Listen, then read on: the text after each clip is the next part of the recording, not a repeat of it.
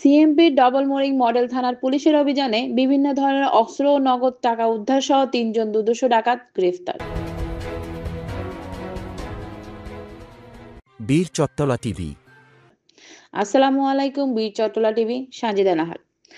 Double mooring model থানার SI আহলাদ ইবনে Jamil PBM SI Nazrul Islam সঙ্গীয় force সহ 25/2/2025 তারিখ 12টা 45 ঘটিকার সময় গোপন সংবাদের ভিত্তিতে ডবল মোরিং মডেল থানাধীন বারেক বিল্ডিং মোড়ে অভিযান পরিচালনা করে ডাকাতি প্রস্তুতকালে আসামি 1 জাহিদুল ইসলাম বয়স 24 বছর, আসামি 2 মোহাম্মদ জুয়েল বয়স 45 বছর এবং মোহাম্মদ তারেক এদেরকে গ্রেফতার করেন এবং তাদের হেফাজত হতে ডাকাতি কাজে ব্যবহৃত বিভিন্ন সাইজের 4টি সেলাই রেঞ্জ, একটি ধারালো টিপছোড়া এবং একটি কাঠের হাতলযুক্ত কাঁচি, 2টি স্ক্রুড্রাইভার এবং নগদ 2,12,000 টাকা উদ্ধার করেন।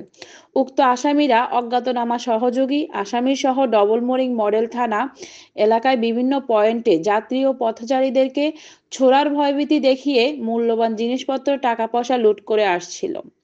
দ্বিতীয় আসামিরা পেশাদার ডাকাত এবং ডাকাত দলের সক্রিয় সদস্য। উল্লেখ্য যে আসামিদের গ্রেফতারকালে আসামিদের নিকট থাকা ধারালো ছোড়ার আঘাতে এসআই আহলাদ ইবনে জামিল পিপিএম এর বাম হাতের বাহু এবং বাম কানের কাটা জখমপ্রাপ্ত হয়ে এবং সঙ্গীয় এসআই নজরুল ইসলাম নীলাফুল জখম প্রাপ্ত হয়ে চট্টগ্রাম মেডিকেল কলেজ হাসপাতালে হতে প্রাথমিক চিকিৎসা গ্রহণ করেন।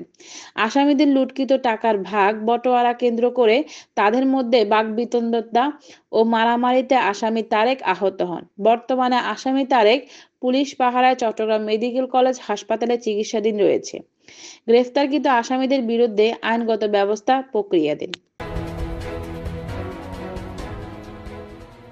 বীর চট্টলা টিভি।